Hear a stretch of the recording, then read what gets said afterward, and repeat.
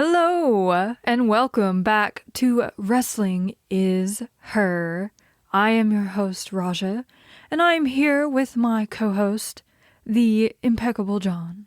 Hello. I don't know if I'm impeccable or not. I believe you are. Oh, well, okay. I'll take it. What has also been impeccable is these last 2 weeks. Yes. Which have just exploded. I don't know how else to put it. Yes, they have exploded. It's been like, we came back with our comeback episode. We were all happy-go-lucky. Mm-hmm. Things were great. We were happy. Things were going really well. Simpler times. We were talking about how great women's wrestling has been at the beginning of this year. And then just... yeah, everything was groovy. Yes, it was. Mm-hmm. It still is. Everything's still pretty groovy in the grand scheme of things. Bullet Club is fine. Bullet Club is fine. Yes. This is fine. Everything's good. But we will get to the major crazy explosion, of course, in our Stardom section of the show. Yes, there is something there. There is, yes, something happening over there in Japan. Just a couple little things. Oh man, it's just been a lot. It's been. So let's just start out with some other stuff, okay? Yeah, let's do it. Let's build up to it. Let's do it. Hey, listen. You listen to us because we're not going to trigger you. No. If we can help it. If we can help it. We may trigger you, but we'll bring it back really quickly. It'll be by accident. And I guarantee you it's probably going to be a perspective that you've not heard. Mm-hmm. Because sometimes there are narratives. I'm doing the SpongeBob hands. Narratives right. that are created in pro wrestling. Believe that or not. Absolutely, yes. And those narratives are echo chambered throughout everyone. It's like one guy comes out or one girl. Right. Unfortunately, it's normally guys with these opinions. Men. Yes. Damn men. And your pig points of view. Yes, well, with wrestling and everything public like this, there's bound to be people immediately taking sides and the whole human aspect of tribalism and all that. But we prefer to talk about what we know for sure, the facts of the matter. The only people that the only people out there that know more, and let's not pretend our listeners don't know already. Right, yes. Because if you're tuning in and finding this show, you probably already you kind of have a good idea.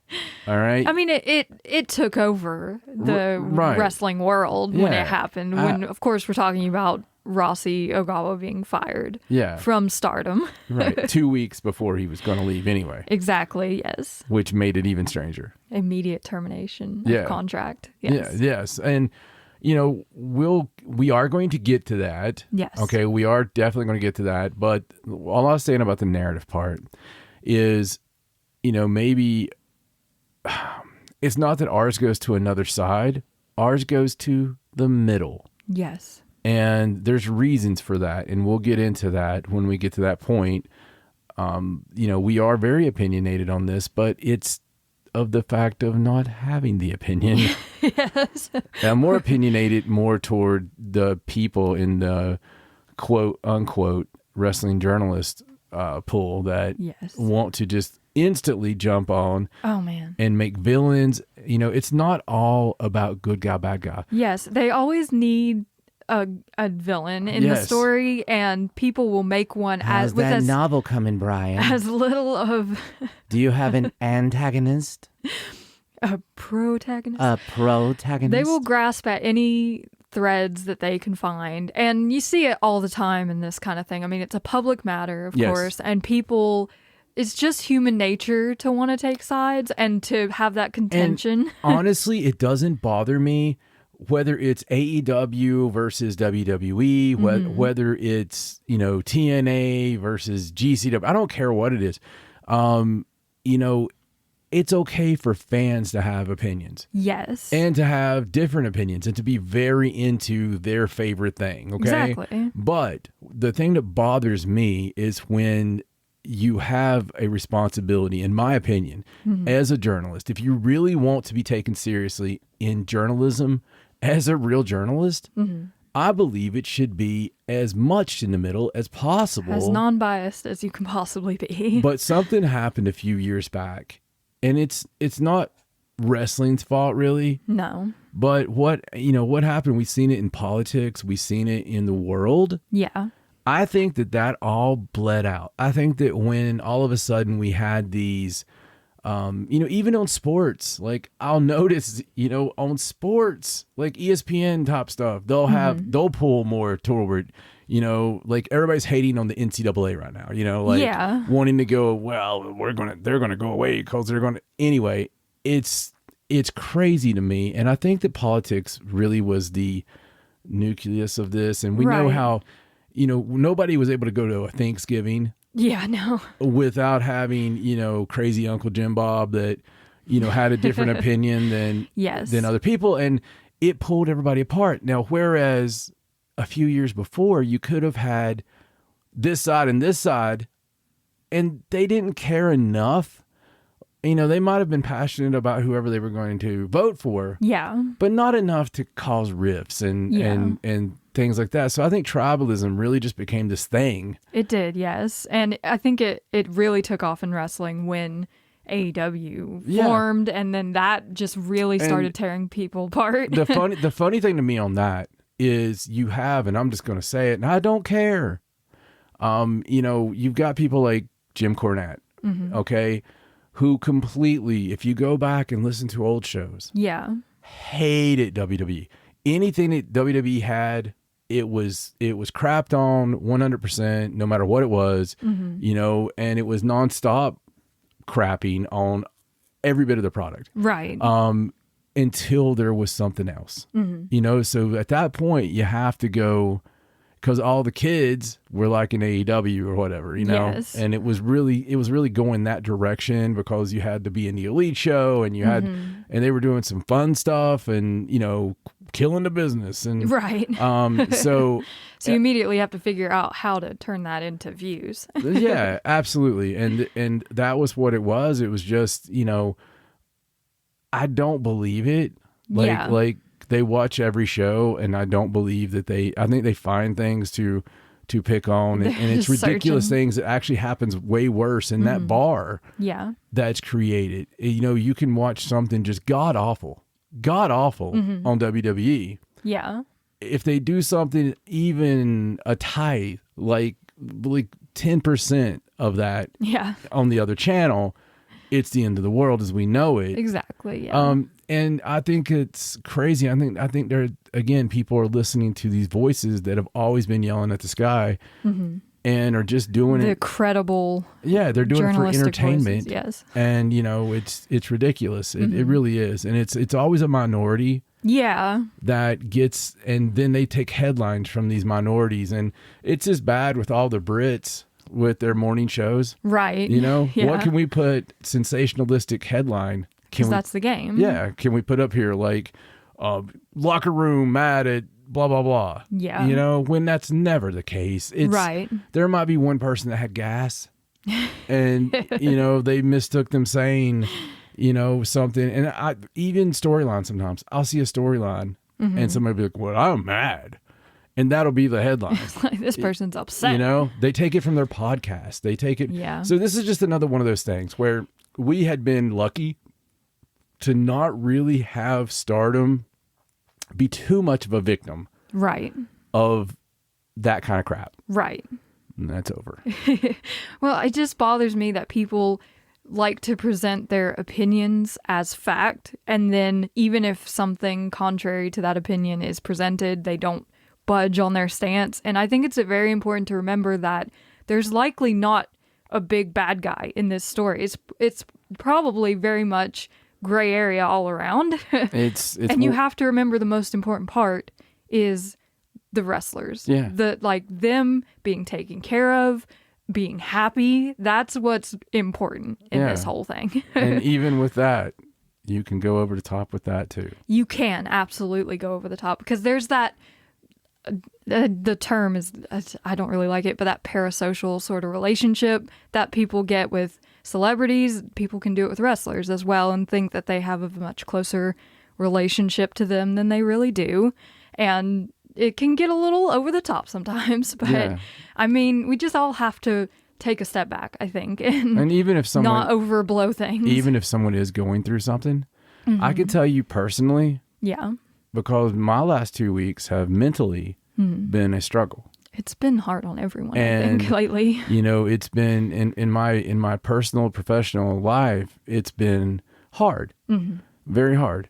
But the last thing I want to do is talk about it. Right. You know, and Put the stuff I know out there. I know there's a certain healthy, you know, aspect to talking about it, but I have that person or those people that I'll talk about this stuff with. We don't need it on social media. Yeah, we don't need it like repeated all constantly. the time. And then everybody's opinion in there. And I think that can make it worse, you know? Anyway, with all that said, it's your show, Raja. Okay. What's on tap?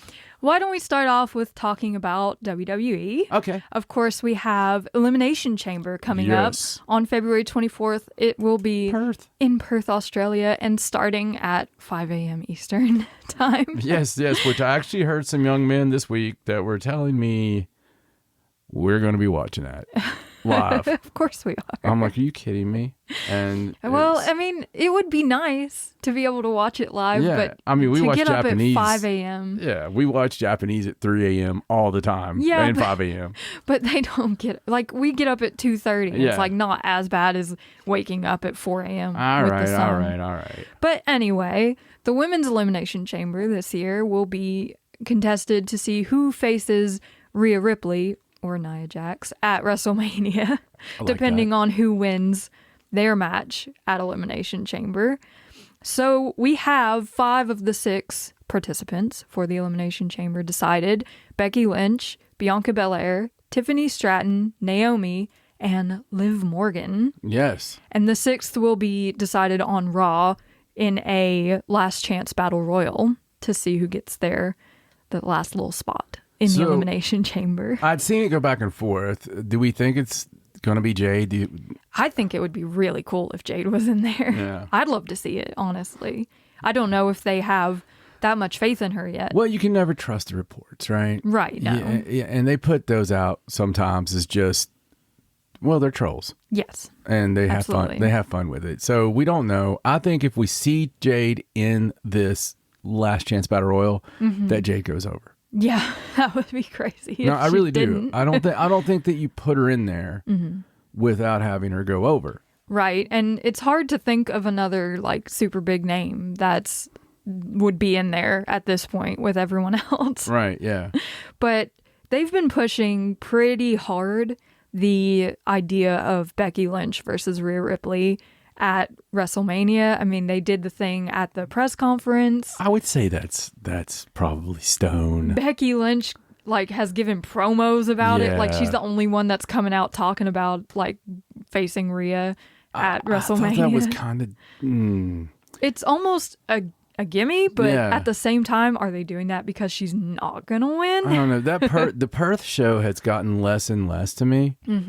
Ever since, I mean, like they're like, well, Rock's not going to be on it, and you know, Roman's not going to be on it. And I was upset when I saw that Grayson Waller's there to do his talk show. Like, like, well, he's Australian. I know. It's crazy, but it's just, I don't know. I'm sure it'll be fun. Oh, I love an Elimination Chamber though. It'll be kind of like when we were in when they did the Puerto Rican show, right? You're going to have this incredible atmosphere. Yeah, because, I mean, they don't get that all the time. You could have Fannie Mae versus, Fufu Magoo. And they're going to be happy. Yeah, and it's going to be awesome, and there's going to be chants, and, I'm excited for it still. A bunch of freaking, like, killer iguanas or whatever the hell's loose in Australia right now, this time of year. Just koalas everywhere. Yeah, those ninja koalas. I'm not excited enough to get up at 5 a.m., but... I do want to see it. No. Now, I'll get up and watch some Fantasticomania with you if you want to, but... Fantasticomania. It's ending, though, this weekend. Yes. Sad face. It's okay. We've still got, something fun happening in New Japan this weekend. So. Yes, and we did get to see Starlight Kid and Ruaka make an appearance at a Fantasticomania show. We did, and they did great considering, first time in with, Yeah, and Yuvia and La Huarachita are, like, big deals. Yeah. Like that's a big deal for you. And I loved the setting.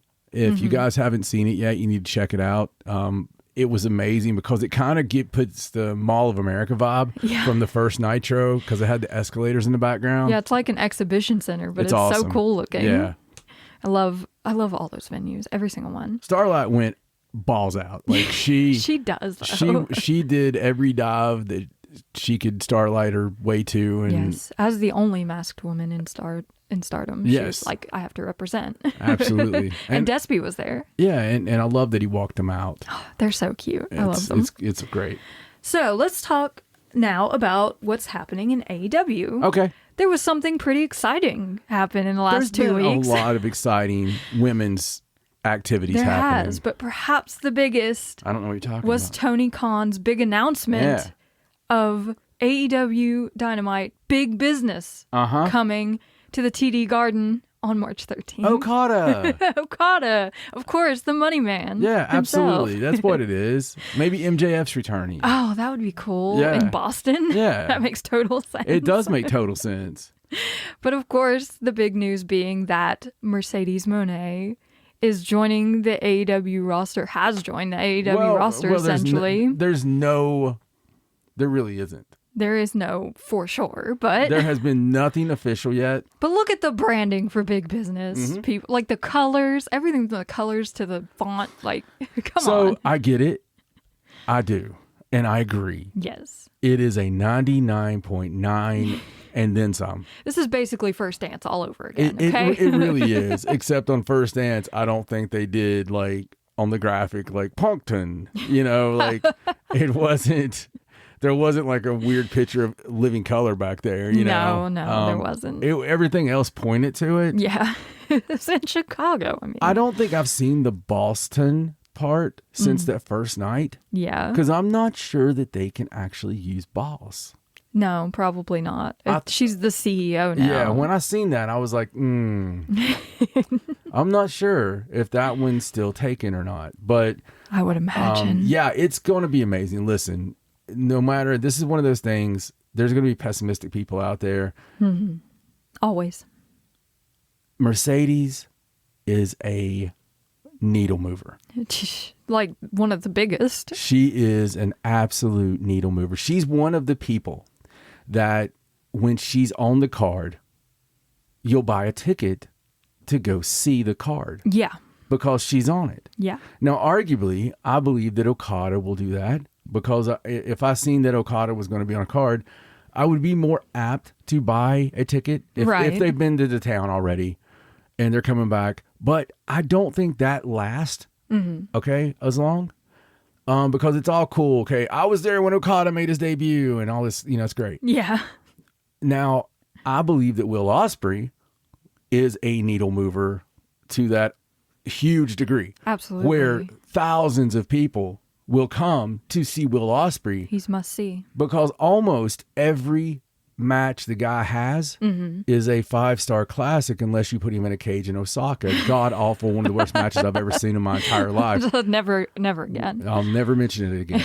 But, he broke the record for 5-star matches this past year, right? Yeah. And he's amazing. Just amazing. So he's a needle mover, but so is the boss. She is. And Sasha, Mercedes, whatever you want to call her, she is going to be something that the likes that we've never seen because we've not really had that female signing on either company since Ronda Rousey, where somebody came in with so much pizzazz and we put that much behind her. And arguably with Ronda, they fumbled it a little. It was cool at first, but it was somebody that had made their name in mixed martial arts. Right. Not someone who made their name in professional wrestling and now is coming into this company, as like a savior queen. Right. Because I think it's one of those that really unifies a locker room because I could see all the girls being excited. Like, job to me, please. Because you're, let me job to you, please. Because, you're bigger from being in a match with her. Yeah. Just being in her vicinity, honestly. If you have a match with Will Ospreay, it's a big deal. Yeah. So people are like, oh, hey, I faced Will. That's a big deal. Yeah. And, so this happening together at the same time, arguably, like within a sneeze of one another. And maybe we get them all debuting the same night. I mean, well, we know Will Ospreay's coming in for Revolution, which is 10 days before Big Business. So it's going to be all like right there. Right. I don't know about Okada. Who knows when he's going to show up? He might just randomly pop in on a Collision or something. Yeah, and that one is more up in the air than the Mercedes one. Yeah. Mercedes, we know. It's pretty apparent. She's coming in. But this one, to me, and I'll ask your thoughts, to me, I can't imagine a bigger catalyst for the women's division and for what's coming, because we have had so much work done. Yeah. And it's so fun right now. Yeah, they've been building the women's division, especially like this year alone in the past 2 months, they've just been like packing it in. It's been insane. I've not been this excited about I'm literally the most excited when this comes on, because the stuff between right now, like with Tony Storm. Yeah, with Willow and Chris. Oh my God. With Julia and Sky. I mean, there's so much. Queen Aminata even, like, it's been insane. All Elite. Yes, finally. Got her graphic. Got a win on Rampage. And it's just awesome. And that's not even counting Ring of Honor stuff, which is AEW. Jeez, yeah. But Ring of Honor's like 75% women. Yeah, it's like the women's show we always wanted. It is. It's amazing. Yeah. And I'm excited to see what they do like immediately off the bat with Mercedes. If they throw her straight at the women's championship, which you gotta imagine she's just in contention, or if there's like this storyline that they've already concocted that I just am so excited to see. Me too. And what happens. I'm thinking like something you could do is have Jamie Hayter and have Britt Baker come back at the same time. Yeah.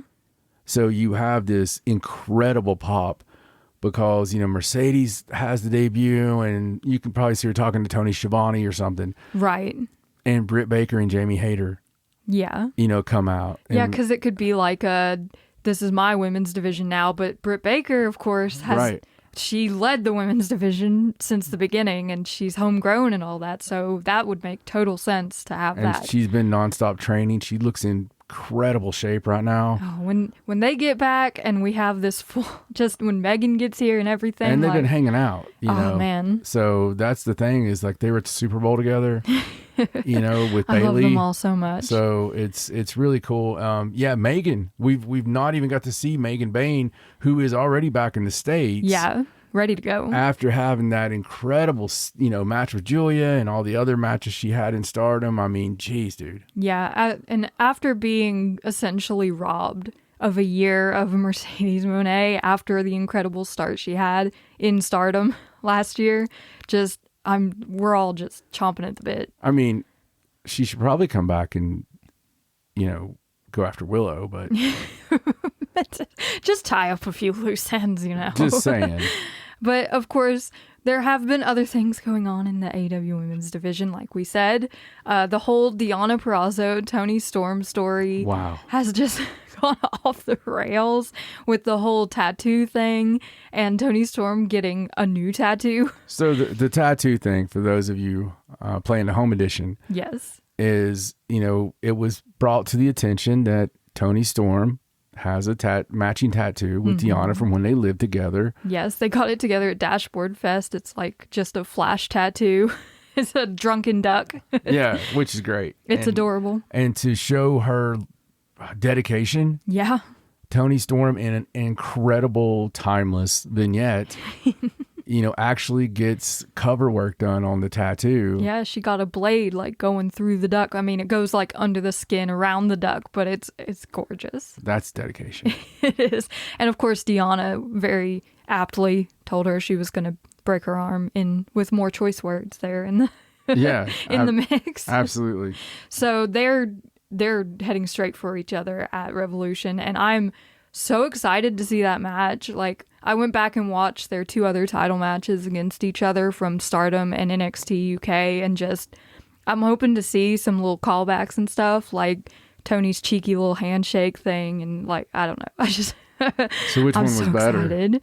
Oh, I think the first one was better in Stardom for the SWA Women's Championship, but they're both really good. I mean, Toni Storm and Deonna Purrazzo we're talking about here. Of course, in NXT UK, they had a little more seasoning on them at that point, but both matches were very similar in the way they were constructed, with like a lot of grappling from the start that led to Tony like sneaking out and going for the handshake and Deonna refusing to take it.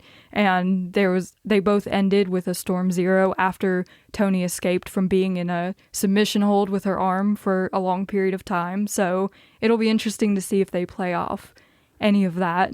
NXT UK was that show that was nobody watched. And I don't mean that in a mean way. It really just nobody watched it, even us. And, you know, it took something very special for us to watch it. And it's funny because it's such an amazing show. It is, yes. A lot of talent. I've went back to watch a few episodes. I'm like, Jesus, this was good. Yeah. They gave him time. Mm-hmm. It was all just basically about the wrestling. Yeah, and even this match was on a Hidden Gems episode because they had this match at Dashboard Fest. Right. Like, so that's where they got the tats as well. My God. Which is just hilarious. It really is. But I can't wait to see this new iteration of Toni Storm, because both of those matches were like rocker, red and black face paint Toni Storm. Oh, yeah, now we've got timeless Toni Storm. The best Toni Storm. It'll be interesting to see if Deonna can kind of shake a little of her past back into her during the match, like kind of remind her of I hope not. the Toni that she used to be. Maybe for a second. Yeah, like a little flash of the old Toni Storm. More aggressive or something. I think Mariah May plays a big part. Probably. In the finish of this. And she's either going to help Toni or completely screw her over. I think something may happen to pull Deonna, you know, maybe pull Toni, because Toni's a babyface, man. She is, yes. I mean, the fans love her. There's no denying. I can kind of see maybe she doesn't like something that she sees with, you know, and maybe that causes that rift between her and Mariah that we, you know, has to come. You know, eventually. Yeah. Mariah has to see the writing on the wall, right? Or Toni just, you know, sees, you know, hey, this is not such a good girl. Yeah, right. So a few other things that have been going on. Willow Nightingale and Chris Statlander have been doing their tag team thing, trying to do their best in 2024, and they've had Stokely Hathaway on their side. They beat the Outcasts because Ruby Soho turned on Saraya at long last after Saraya's constant meddling in her relationship via Harley Cameron. Which is some more great stuff, man. It's so good. Yeah. The whole Outcast thing with Ruby and Angelo and like everything is just great. Yeah, and Rampage, you know, a lot of that took place like on your Rampage, and Rampage has become one of the funnest shows. Yes, yes. It's hilarious. They do a lot of the Ring of Honor top stuff that we had put over before with some of the goofy promos and yeah, it's a lot of good fun. Yeah, really is. And after that match, Sky Blue and Julia Hart turned up to like face off with Willow and Chris. And then Willow faced Sky for the first time one-on-one, which Stokely Hathaway kind of helped her win. Yeah. Willow was not very happy about that. It's so nuts because we also still have like Rio, we have Thunder Rosa, you know, there's Serena Deeb's back. Yeah. Doing a great job. Anna Jay out there doing her best. Red Velvet. I mean, and like we talked about, Queen Aminata is on the trajectory for the very top. She is. Like, she came in hot, and she's one of those you got to do it now. And she's already gotten her first win on Rampage over Anna Jay, which is a huge deal. I think you give her a few big wins. Yeah. And just strap a rocket on her. Yeah, and put a title on her. Yeah, like TBS or something. Yeah. If not the Ring of Honor Women's TV title. I think she's hot, man. I think she's going to be a big, huge star. She's definitely AEW caliber women's division. And I love the fact that she's the only African. The one and only. Yeah, the one and only. African-born female wrestler. It's pretty cool. It's amazing. Speaking of the Ring of Honor Women's TV title, we began the tournament to decide the first ever Ring of Honor Women's World TV Champion this week. We did. We got to see 4 out of 8 of the first round matches where Diamante defeated Kiera Hogan, Mercedes Martinez defeated Trish Adora, Layla Hirsch defeated Rachel Ellering, and Queen Aminata defeated J-Rod.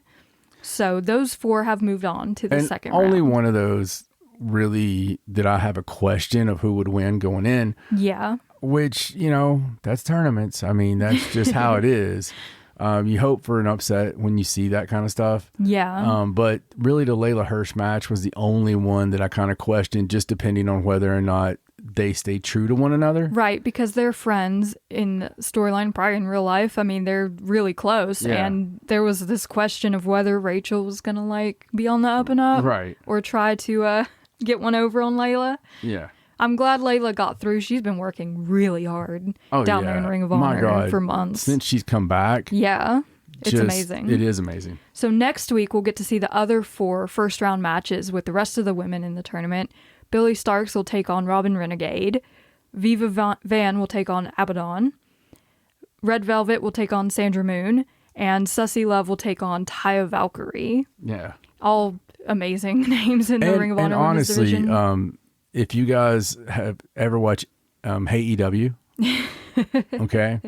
So not only was Deonna Purrazzo on there last week, I think, but Red Velvet was just on there. And Red Velvet's episode is freaking choice. It's so many of those are so good. It's amazing because he does this thing about she doesn't represent making a cake correctly when she comes out. So he wanted to go through the actual the full steps of making a cake. All the full steps that go into making a cake. On the way to the ring. Wanted her to represent that. So she is such a great sport. Oh, and I think goodness. it gets that. What's one of the things I love about shows like that? It gives you a chance to see another side of her that you don't get to see, because all we've ever got to see from her is being petty or, right. all this stuff. And she is just a great sport and funny and very talented, and actually does all the little pushing the buttons and letting it chill and all this very good. That show's so silly, but it shows you like the true personalities of the talent. I believe so, because it shows you people that can take those... Or take jokes. Take the jabs and go along with it. And, right. Yeah. Tells you a whole lot about people. It does, yes. So it'll be cool to see who becomes the first Ring of Honor World TV champion. Yeah, it will. I can't imagine who they're going to put it on to begin with. Taya Valkyrie, Billy Starks, it could be anyone. Yeah, I would say the favorite would be Billy. Probably. But there again, I still think Billy is destined for that. For the big belt. For the big belt. So I don't know if it's necessary or not, because like you said, Queen Aminata is who's going to beat her now. She's been racking up a winning streak. 5-0 in Ring of Honor. Yes. And I mean, with Taya Valkyrie, she's married to Johnny TV. So it's in the name. Oh, yeah. She's like Taya Valkyrie TV. Yeah. Yeah, in her McDonald's colors. I love it. She's so great. Every time I see her come out, and she's beautiful, don't get me wrong. She is. But every time she comes out, I want McDonald's so bad. Yes, that's fair. But the other huge thing that's going on right now in Ring of Honor, of course, is this feud between Athena and Nyla Rose. There's been a lot of putting each other through tables. Athena returned last week and put Nyla kind of in her place. But this week, Nyla got one over on her again. And Athena is so fed up with this that she called for a tables match for the Ring of Honor Women's Championship this week on Ring of Honor TV. Yes. And Nyla, being Nyla, one-upped her again and was like, we're not just going to have a tables match. We're going to make it even more fun and do a 2 out of 3 falls. We're going to have a 2 out of 3 falls match. I love that woman. Me too. She's so good. Hilarious. She's like the best thing on Ring of Honor. Like other than crazy Dalton Castle. Yeah, if you haven't seen Nyla, like if you were up in the air on whether or not you liked her or not, and you haven't seen her on Ring of Honor, just watch the past few weeks. Yeah, go back like 5 weeks and just fast forward and look for Nyla promos. Just push play every time you see Nyla Rose. And you will come out of it a different person. It's amazing. It's some of the best work that's been done, period, on the show, and it's just hilarious, man. Absolutely. And I am worried about Athena's title run going into this week of Ring of Honor, but I have faith that the Fallen Goddess will pull this one out. Oh, yeah, she's got it. She's got it. So, that brings us to Stardom. Okay. We do have to talk about it. Yes, we do. And before we get into the post-hysteria shows that we saw this week, they took like an entire week off following the anniversary show from the 4th to the 11th, there was no shows. So we were kind of left in the dark there for a little while. Yeah. So if you don't know, immediately following the anniversary show on February 4th, Rossy Ogawa's contract with Stardom was immediately terminated. He had put in his resignation beforehand. Like, they knew he was leaving. It was a given. And but they decided that it needed to happen now and not wait the rest of the time for his resignation to run out. And the reason behind that, given by Bushiroad, was that Rossy had been poaching Stardom talent and staff from Stardom, which we learned very quickly was because he was forming his own promotion outside of Stardom. He wanted to start his own show again. Yeah. Since he no longer owns Stardom, I guess he's ready to move on to something new. And in that process, he had, I guess, been talking to some of the wrestlers, or the wrestlers had been coming to him. There's been hearsay about all sorts of things about leaving Stardom and going with him into this new venture. Now, the only two people we know for sure are going one way or the other are Julia, who promised to help Rossy Ogawa begin this promotion before going to WWE, and Tam Nakano, who said with no uncertain terms that she is staying in Stardom. Right. Which, I mean, it's Tam versus Julia. Like, yeah, it's kind of a given with those two. Which, you know, I do have to be that person, though, that says, how does Julia already know she's going to WWE? Right. Without contract tampering occurring? Yeah. It's all very strange. Unless you... I mean, you can't do that. No, because her contract does not end until the end of March. Yeah. So she's still under contract with Stardom. Yeah. Which begs the question of how that happened. How she's already committed to these other things. Right. But I guess they don't seem to be taking it to like a higher level or like making a bigger deal out of it. They've just let Rossy go. Ready just to cut ties. Yeah, they're ready to just be done with it. And there has been a lot of like people talking, like sources from the inside and people giving their opinions on things. Everything from like 6 main event level wrestlers are ready to leave immediately after March. Some Gaijin wrestlers have agreed to come into Rossy's new promotion. Some wrestlers that don't have the ability to leave yet want to leave as soon as they have the chance. But there has been nothing official confirming like who these wrestlers are, who wants to go, who wants to stay, what's going to happen following March. And it's really just a waiting game at this point to see what happens, because a lot can change over the course of 2 months. Yeah, I mean, it's all really going to be in Stardom's court as far as how they, treat the girls. Mm-hmm.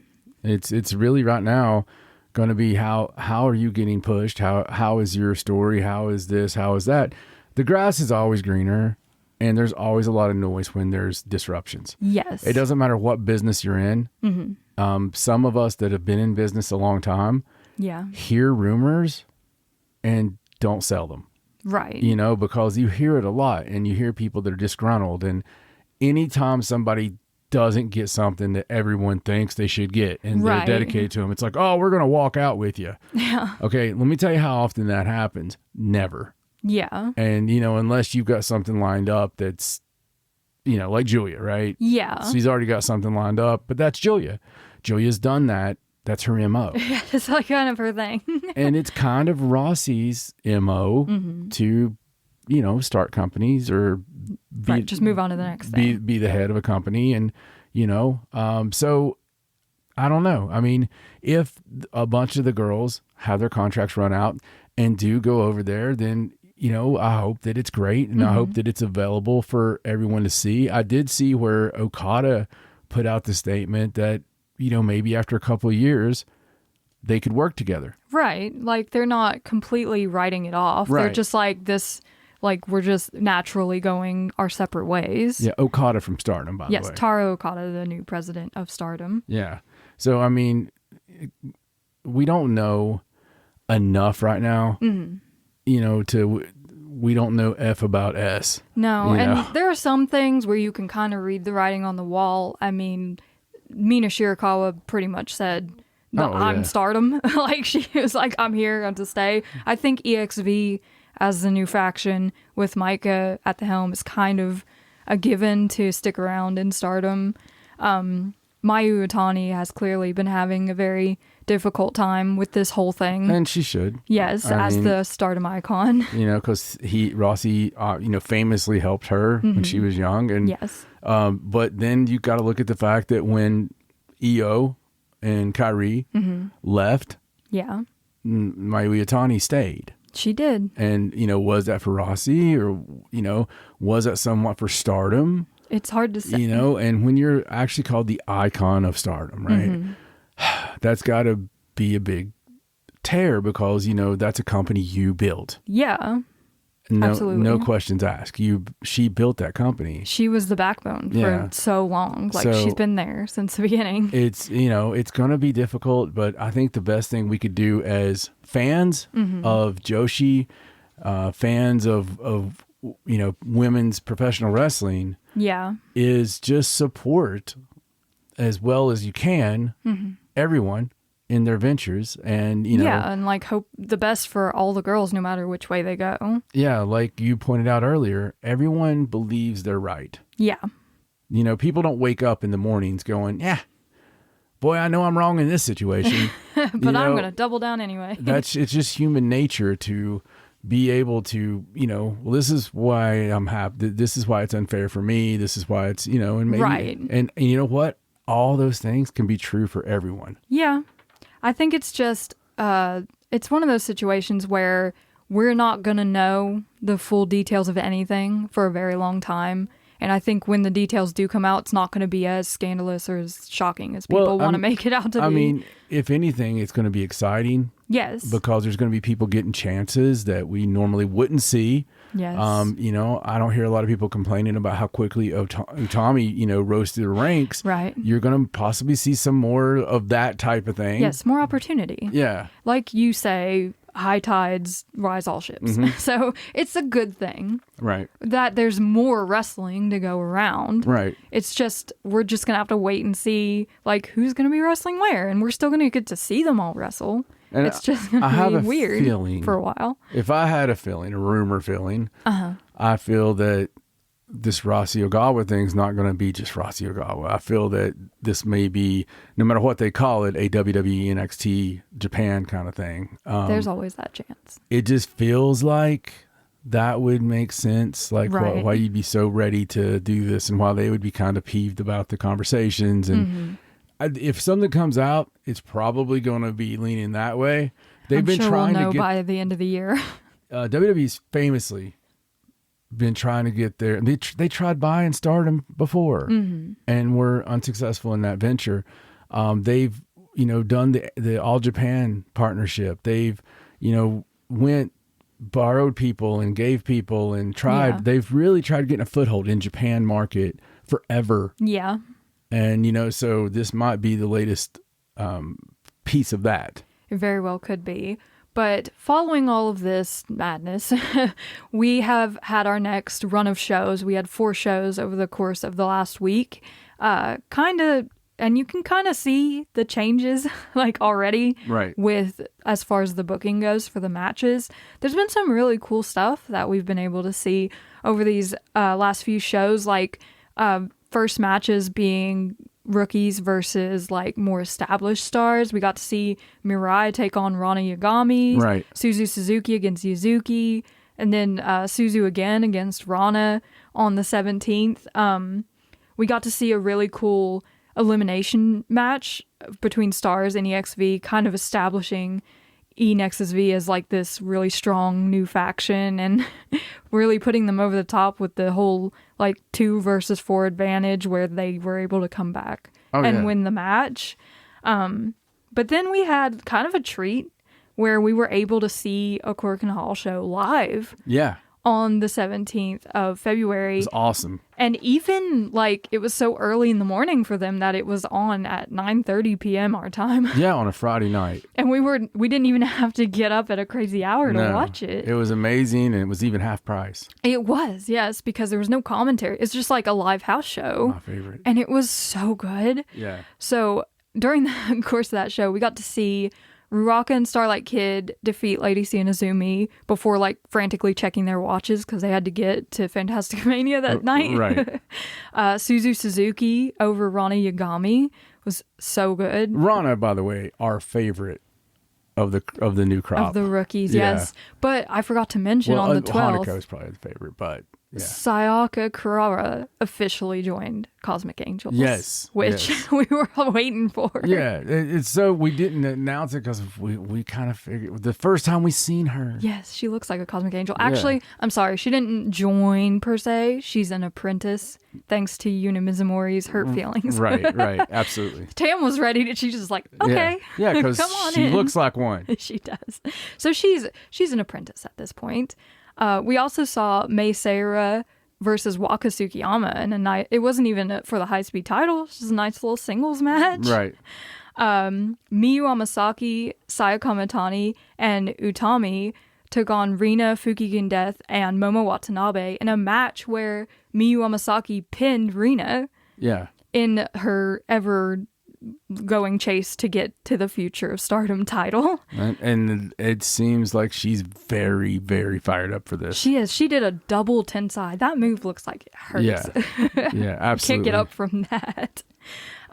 We saw Saki Kashima, Amisori, Mirai, and Shiri defeat Yuzuki, Hazuki, Koguma, and Mayu Utani in Koguma's return match. Yes. So nice to see her back.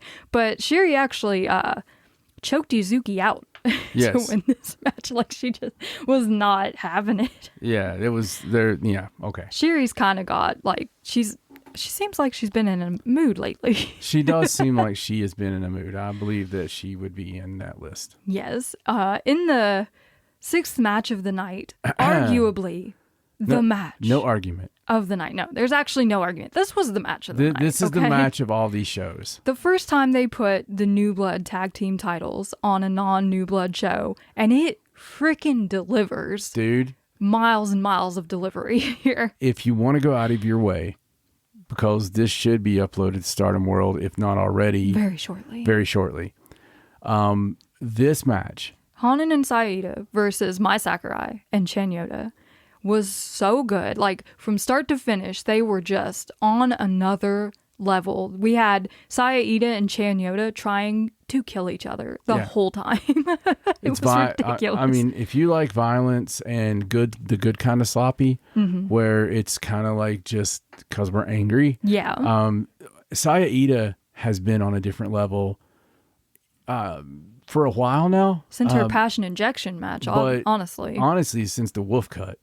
Yes, since she got the haircut. Since she got the haircut, it's kind of funny to match it up. It is. But she has been on this run of just crisp, work and aggression. And if you think about it, you can't think of a bad match she's had. No. Saida just is so good in the ring. She delivers, and I think she's got lost in the shuffle all of last year. Yeah, definitely. She took every pin in the Stars matches. But this match, as Raja said, this match is so damn good. Even Mai Sakurai, who we know to be a little silly in the ring, and like she wears the big hats out and she does her Paradise Lock and yells to the crowd. She didn't do any of that. No. She came out here like ready to go. She was ready to get those titles. Her and Chen Yoda did not get the titles. No. Which honestly surprised me a little. Like, during the course of the match, I was like, are they going to get the titles? Well, yeah, it definitely seemed that way, especially through the match, but that's because it was a great match that made us believe. And absolutely. It was, listen, it's one of the ones I'm going to go back and watch again. Yeah, and of course, everyone has been talking about the headbutt and the bump it left on Saida's head. But the crowd got behind Ida so big in this match. Like, the chants of Saida during this match were and so lovely. It built organically. It did. That was something that it wasn't there like it was halfway through. Mm-hmm. And it's one of those matches that, honest to God, looking at it on paper, there's nothing that got me pumped up about it. Yeah. But it was 15 minutes in or 10 minutes in, you're kind of like, holy God, this is great. We're seeing a classic now. This is great. So definitely go out of your way to see this match. Yes, it absolutely elevated the New Blood tag team titles, in my opinion. Hopefully it also means Chanyota is going to be around, a lot now. Yeah, hopefully. In the semi-main event, we saw Hanako, Xena, Maika, and Mina Shirakawa take on Yuna Mizumori, Sayaka Kurara, Sariano, and Tam Nakano in a little prelude match where Maika and Tam are sort of going at it because she challenged Tam to come take her belt back. Yeah, the Maika and Tam stuff is interesting, but nowhere near as interesting as Mina Shirakawa and Mayu Iwatani. Oh, I'm so pumped for that match. That's happening on the 23rd of February at New Beginning in Sapporo. This Friday night. So excited. Yeah.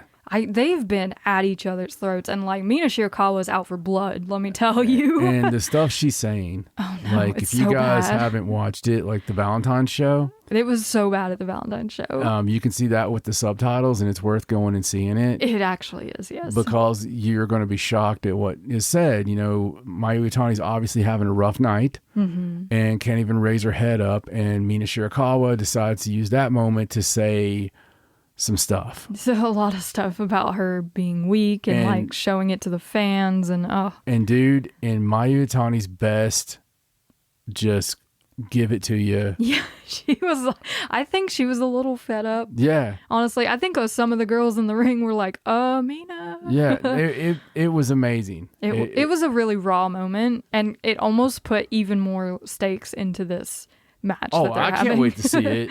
It's almost scary to think what they're gonna do. It reminds me of All Japan '93. Yeah. Because, if you watch those promos, you don't even have to know what they're saying. No, but you can feel it. Because you're like, oh shit, I'm going to watch this.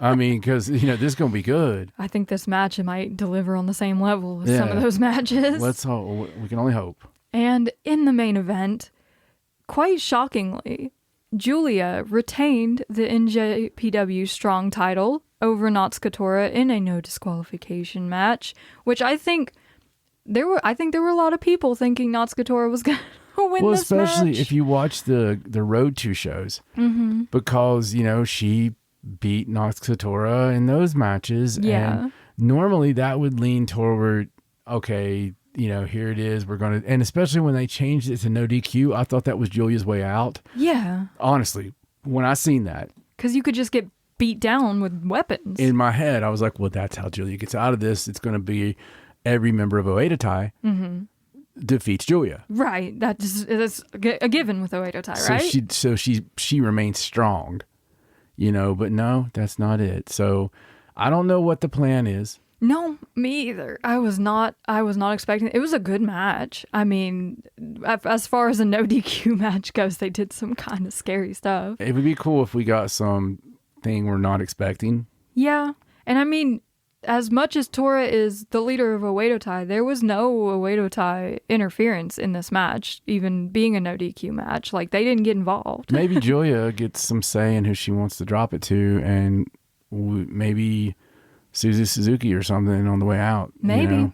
They might be giving her the ability to lose it wherever she wants, but I thought Tora, she was very respectful following this match. She even thanked Julia for coming to Stardom. Yep, it was in very the first emotional. place. And she was, it was very different from the Natsuko Tora we're used to seeing. Yeah. But it was a beautiful moment, honestly. And and Julia was obviously very touched by what she said as well. And it was nice to see. Yeah. Given all the turmoil of the last couple weeks. But it's going to be weird seeing where we go from here and like following everything through the end of March. And given that the Cinderella tournament is in March, like entirely in March, I think it's going to be very telling who's in it. And that was another thought about the title. Mm-hmm. If they just strip her of the title or she vacates it, that could go into the Cinderella. It could. Whoever wins the Cinderella could challenge for it if they wanted. if you're going to lose a bunch of people at once, it might be nice ticket-wise to have stakes. Yeah.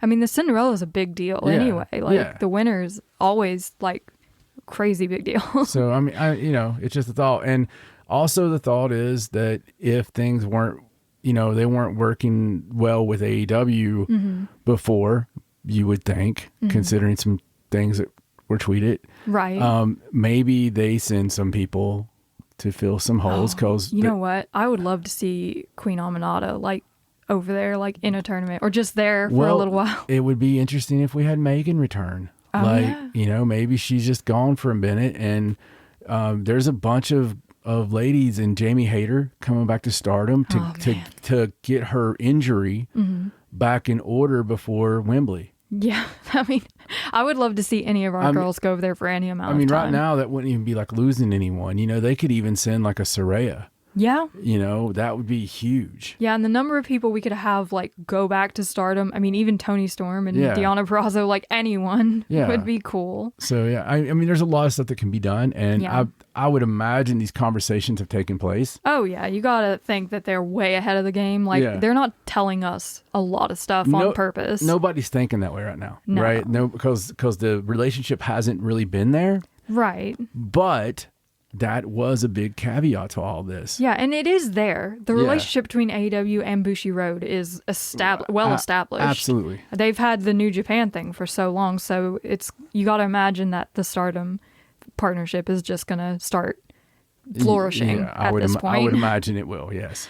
But that's all we have for you over this crazy couple of weeks. Yeah, just a couple little news stories there. Yes, and we will be back next week with whatever goes on with Dynamite and Collision and the Elimination Chamber and everything. Yeah, all the good stuff. That's what we try to bring in. Good vibes, positive vibes. This one was hard for us just because we wanted to give it a little bit of time for dust to settle. Yeah. To get all our ducks in a row. Exactly. There was enough podcasts out there of everybody giving their opinions and this and that. We wanted to give it just a second. Yeah, honestly, we just wanted to see some of the shows. Yeah. Because if we had recorded last week, there would have been no actual wrestling from Stardom in that time period. And we wanted to see what was going down like on the wrestling side of things.